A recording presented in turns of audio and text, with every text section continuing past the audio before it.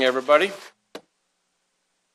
Thanks for being here on such short notice. As you all know, of course, the Justice Department's Office of the Inspector General issued its report today about DOJ and FBI activity in the run-up to the 2016 election. Let me say up front that I appreciate the Inspector General's work on this important review. I thought I'd take a few minutes to talk about the report, and then I'm happy to take a few questions. The FBI's mission is to protect the American people and uphold the Constitution. But to carry out that mission, we're entrusted with a lot of authority. So our actions are subject to close oversight from the courts, from our elected leaders, and from independent entities like the Inspector General. And that's how it should be. That kind of examination, that kind of oversight makes the FBI stronger as an organization and makes the public more safe. With that in mind, let me briefly address the findings in the Inspector General's report. I take this report very seriously, and we accept its findings and recommendations. It's also important, though, to note what the Inspector General did not find. This report did not find any evidence of political bias or improper considerations actually impacting the investigation under review. The report does identify errors of judgment, violations of or even disregard for policy, and decisions that, at the very least, with the benefit of hindsight, were not the best choices. We've already started taking the necessary steps to address those issues. First, we're going to hold employees accountable for any potential misconduct. We've already referred conduct highlighted in the report to our disciplinary arm, OPR, which is the FBI's independent Office of Professional Responsibility. We need to hold ourselves accountable for the choices we make and the work we do. We're doing that fairly but without delay in the way that people should expect. We're going to adhere to the appropriate disciplinary process, and once that process is complete, we won't hesitate to hold people accountable for their actions. Second, we're going to make sure that every FBI employee understands the lessons of this report. Because change starts at the top, starts with me, we're going to require all of our senior executives from all around the world to convene for in-depth training specifically focused on learning the lessons that we should learn from this report. Then we're going to train every single FBI employee, both new hires and veterans alike, on what went wrong so these mistakes will never be repeated. Third, we're going to make sure that we have the policies, the procedures, and the training that are needed for everyone to understand and remember what is expected of all of us. That includes drilling home the importance of objectivity, of avoiding even the appearance of personal conflicts or political bias in our work, ensuring that recusals are handled correctly and effectively and communicated to all the right people, making all of our employees fully aware of our new policy on media contacts, which I issued last November, and making painfully clear that we will not tolerate noncompliance. Ensuring that we follow all DOJ policies on public statements about uncharged conduct or ongoing investigations, and ensuring that our employees adhere strictly to all policies and procedures about the use of FBI systems, networks, and devices. I've also directed our Associate Deputy Director to lead a review of how the FBI handles sensitive investigations and to make recommendations on how those should be staffed, structured, and supervised in the future so that every sensitive investigation is conducted to the FBI's highest standards. We're going to continue also to work with the department to gauge our progress in each of these areas. The OIG report makes clear that we've got some work to do. But let's also be clear on the scope of this report. It's focused on a specific set of events back in 2016 and a small number of FBI employees connected to those events. Nothing in this report impugns the integrity of our workforce as a whole or the FBI as an institution. As I said earlier, fair and independent scrutiny is welcome, and appropriate accountability is crucial. We're going to learn from this report, and we're going to be better and stronger as a result. But I also want to be crystal clear about the FBI that I get to see. In the past 10 months, I've been able to visit over 30 of our FBI field offices around the country and a whole bunch of our LEGAT offices overseas. I've visited with folks from every FBI division at headquarters, and in office after office, meeting after meeting, I see extraordinary people doing extraordinary work. Again and again, I hear remarkable stories, frankly, inspiring stories about the work the men and women of the FBI are doing to protect the American people and uphold the Constitution. Just in the past several months, we've disrupted terrorist attacks in places ranging from the Fisherman's Wharf in San Francisco to a crowded shopping mall in Miami. In March, we charged a ring of Iranian state-sponsored hackers with stealing terabytes of data from scores of American companies, universities, and government agencies. In Austin, we deployed more than 600 of our people to assist in the investigation of the package bombings down there. This year alone, we've rescued 1,305 kids from child predators, some of them as young as 7 months old. We've arrested more than 4,600 gang members, violent gang members, in just the past several months. Our FBI lab has closed thousands of cases through fingerprint analysis and DNA analysis. And our hostage rescue team has deployed something like 27 different times on missions around the country. I could go on and on. The FBI's men and women are doing all that work with the unfailing fidelity to the Constitution and the laws that it demands, the bravery that it calls for, and the integrity that the American people rightly expect. As FBI director, I'm laser focused on ensuring that our folks get to continue that great work and do it with the fidelity and bravery and integrity that we've always had. As I've been saying since as far back as my confirmation hearing, I'm a huge believer in the importance of process, of doing this job by the book in every respect, and I expect all our employees to do the same. I've tried to emphasize that at every opportunity. In my view, the FBI's brand over the past 110 years is based less on all of our many, many successes than it is on the way in which we've earned those successes. Following our rules, following the law, following our guidelines, staying faithful to our core values and our best traditions, trying to make sure we're doing the right thing, but to doing it in the right way, treating everybody with respect, and following the facts independently and objectively, no matter who likes it.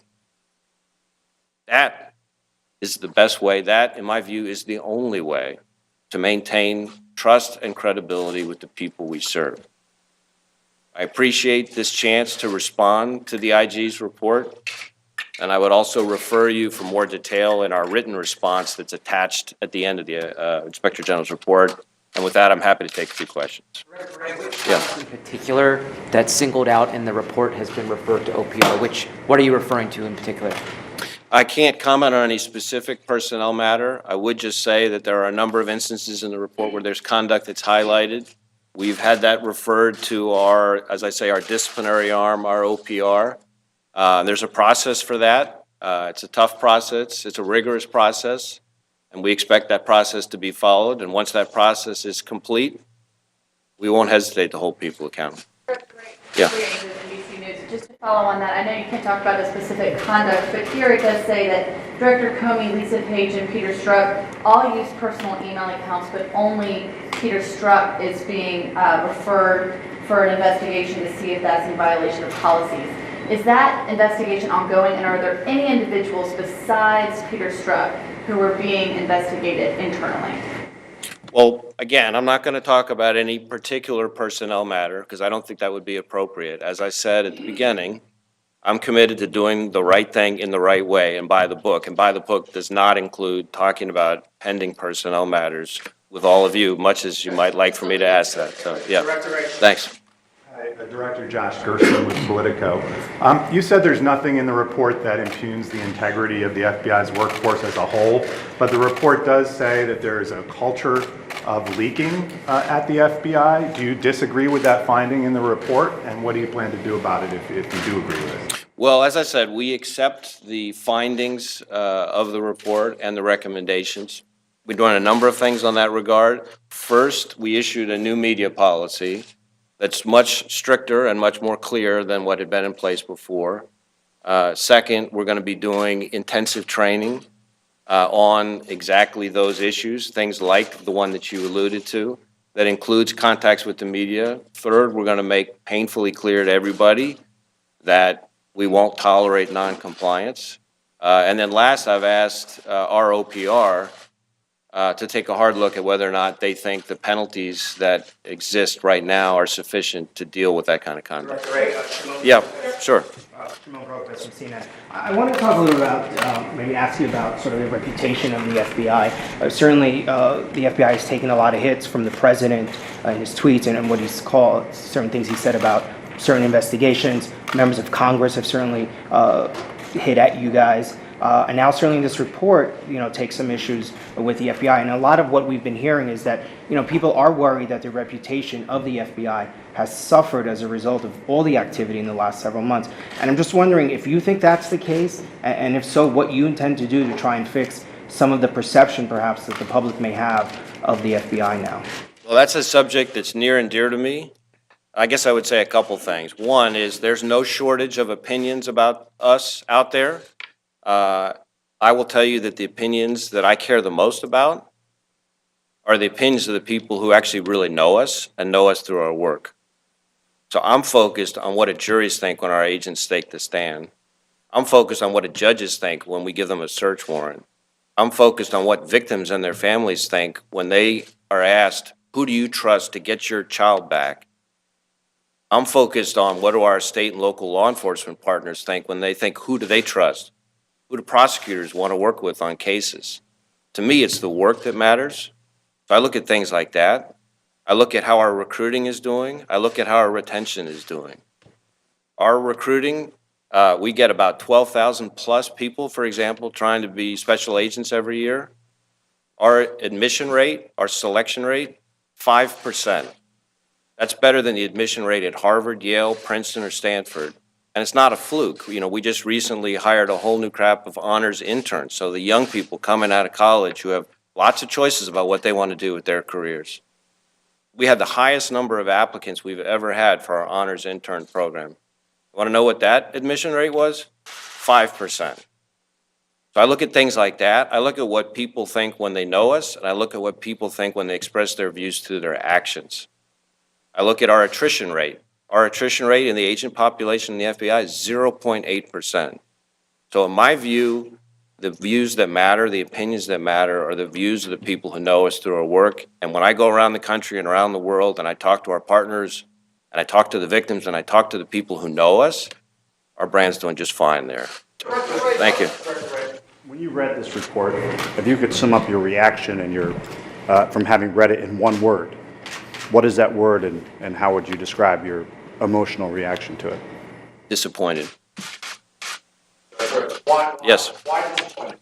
Have you ever used a personal email address for any FBI business? Not that I can think of. Chris Sharma, Bloomberg News. Some people are going to use this report to criticize the Mueller investigation because Strzok worked on both investigations. What assurances can you give that the Mueller investigation has integrity and credibility, And also, some people are already criticizing you for making mistakes by sharing documents with Congress, investigative documents. And so, how do you respond to criticism that you might be making mistakes right now by sharing investigative material with Congress? Well, I think on the first point, I'm not going to speak for the Office of Special Counsel. I would note that there are a number of things that we've done, both in terms of referring people to OPR, but also in terms of reassigning people to try to ensure that we're bringing the right kind of integrity to staffing in all sensitive investigations. As to the congressional question, my view is we have an obligation to be responsive to legitimate congressional oversight. That's part of our job. As I said at the beginning, we are entrusted with enormous power, and so we should expect we're going to get tough questions, and we need to be responsive and cooperate with that. But we also have an obligation to protect sources and methods and not to compromise ongoing criminal investigations and to adhere to things like grand jury secrecy and things like that. And so the challenge is, how do we make sure we do both? We're committed to trying to do both, and I think we've struck the right balance so far. Yes, sir. Jeff Hayes with CBS News, specifically about the president's criticism of the FBI. He has, over the last year or so, attacked the credibility of the FBI. Do you think this DOJ IG report now validates his criticism? Well, again, I'm not going to comment on any other person's opinions, no matter where they're communicated. What I am going to do is talk about the opinions that I think matter. The opinions to me that matter are the opinions of the people that are relevant to our work day in, day out, all across this country. We have 37,000 FBI employees, agents, analysts, and staff, and scores of task force officers that work with them. And every day, all around this country, around the world, those people are having to make important decisions that protect lives. The opinions of the people that they have to engage with on that work, those are the opinions that matter to me. That's what I'm focused on. As far as the report goes, there's some sobering lessons in there, and we're going to learn those lessons, and we're going to act on those lessons, and that's the way the FBI has always handled these things in the past, and that's what made the FBI stronger over the last 110 years. Yeah. Members of Congress are acting in good faith in their oversight efforts, given that that the FBI has disagreed with some of the characterizations of meetings and various things that have come out? I think Congress has a job to do, and we have a job to do. And together, we're trying to work through the various issues that are presented by the tensions between congressional oversight and, as I said earlier, protection of sources, methods, tradecraft, ongoing investigations, and things like that. We're committed to trying to work through those things with Congress. Yes. One more question. Yes. I know you don't want to identify the people who are involved or have been referred to OPR, but can you tell us how many have been referred to OPR as a result of this report? I can't. That's not a topic I can comment on. I really want to be careful. I know why you're asking the question, and I respect that, but it's really important to me to make sure that we don't compound the mistakes that are found in this report by deviating from our process. And so I think it's very important that we respect the appropriate process, that it be done right, as I said earlier, by the book. And once that process is complete, we will not hesitate to hold people accountable. Director, you said there's sobering lessons from this report. What are the lessons? The lessons are the importance, number one, the importance of trying to make sure that we avoid even the appearance of bias in all of our work, that objectivity and the appearance of objectivity matters. There's lessons in there about contacts with the media and appropriate engagement with all of you. There's lessons in there about the appropriate uses of devices. There's a number of things, and the IG has a number of, I think, 9 recommendations at the end, and I think those are the lessons that we're trying to learn from this report. And we take it very seriously, and we accept the findings and the recommendations. Thank you, everyone. Thank you.